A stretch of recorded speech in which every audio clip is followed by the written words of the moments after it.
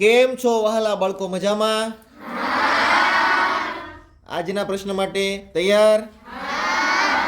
આજનો પ્રશ્ન, એવું કયું રસાયણ છે જે પાણીમાં સળગે છે?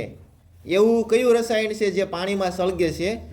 બીજા બધા જે રસાયણ છે એ પાણીમાં નાશ પામતા હોય છે, પણ આ એવું રસાયણ છે જે પાણીની અંદર સળગે છે.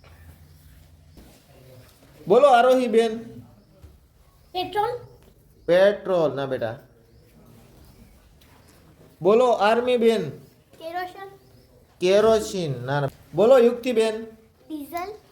ડીઝલ પણ નહીં બેટા. બોલો દ્રષ્ટિ બેન. તેલ.